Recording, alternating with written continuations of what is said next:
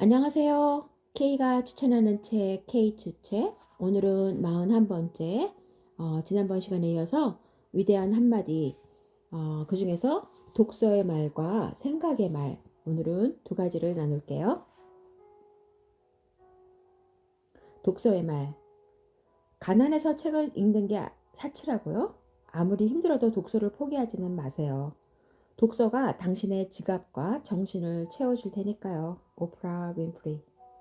역경을 딛고 성공한 미국의 대표적인 흑인 방송인이다.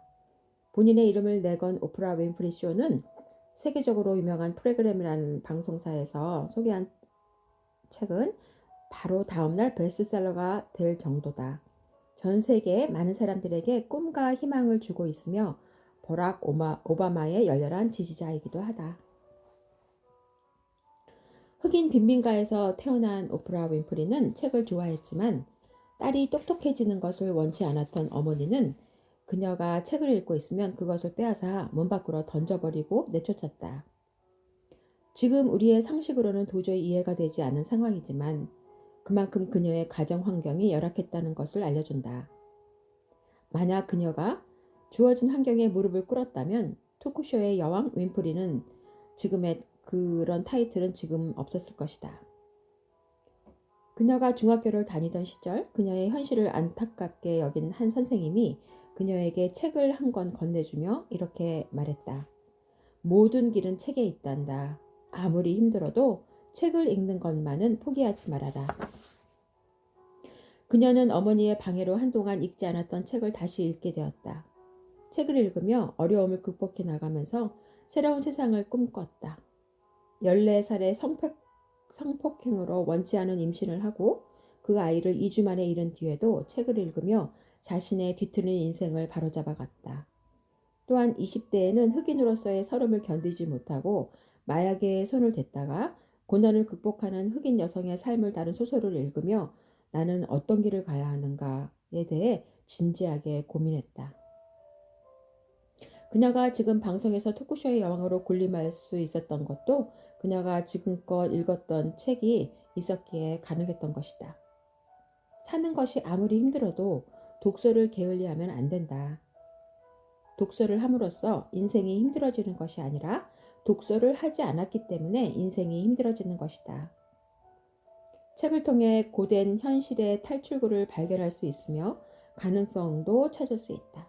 나 역시 삶이 힘들어질 때마다 인생의 코너길이라는 시를 생각하며 힘을 내곤 한다. 우리는 지금 삶의 교차로에 서 있네. 이제 우리 삶은 종착역에 다다랐다고 생각하네. 그러나 아직 삶은 끝나지 않았다네. 신은 우리를 위해 더 큰 그림을 준비해 놓으셨네.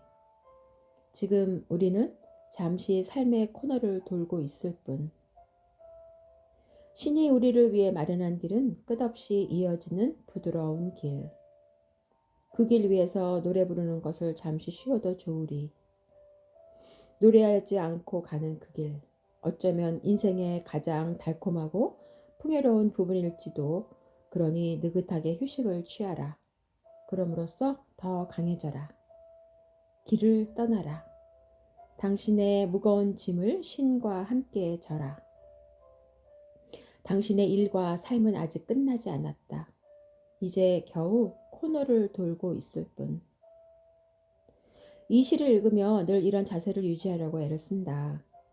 오프라 윈프리 역시 이런 글을 읽으며 힘든 자신의 삶을 견뎌낼 수 있었을 것이다. 책을 읽는 것은 그 무엇보다도 중요하다. 삶이 끝나는 순간 돌아볼 때 나를 지켜줬던 건 돈이나 명예가 아니라 한 권의 책이었다는 것을 깨닫게 될 것이다. 생각의 말. 가장 조심해야 할 것은 가난도 질병도 아닌 당신의 생각입니다. 생각이 당신의 삶을 지배하니까요. 데일 카네기.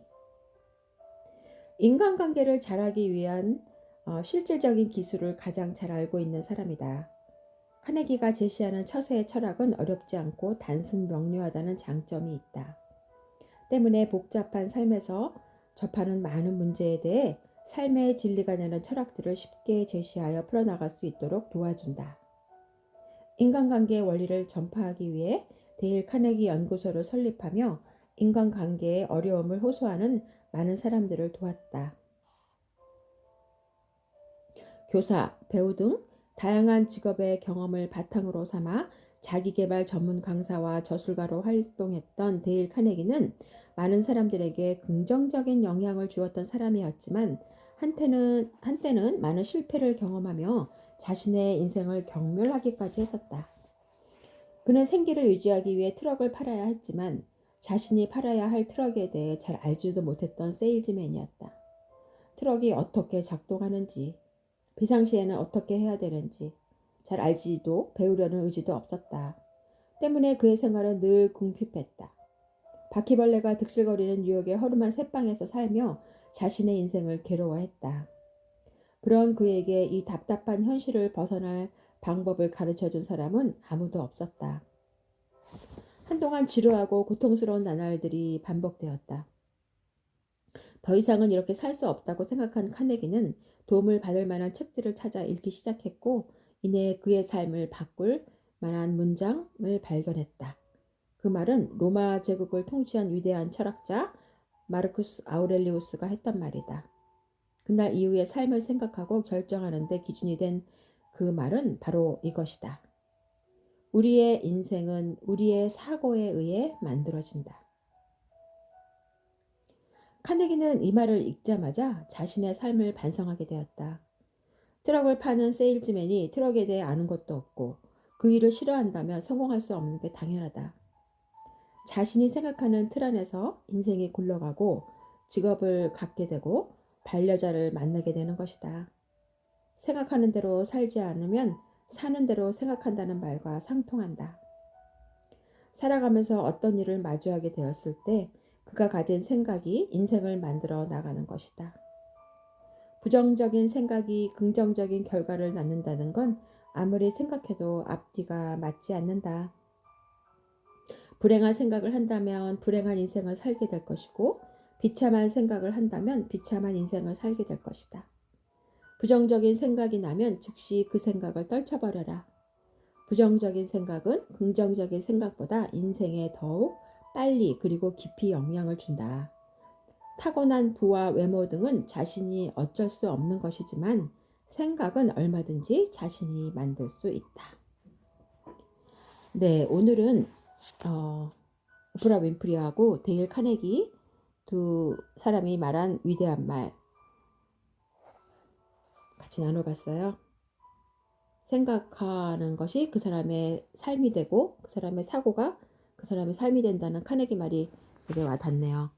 네, K추책 오늘도 들어주셔서 감사하고요. 다음번에 또 좋은 내용으로 같이 할게요. 감사합니다.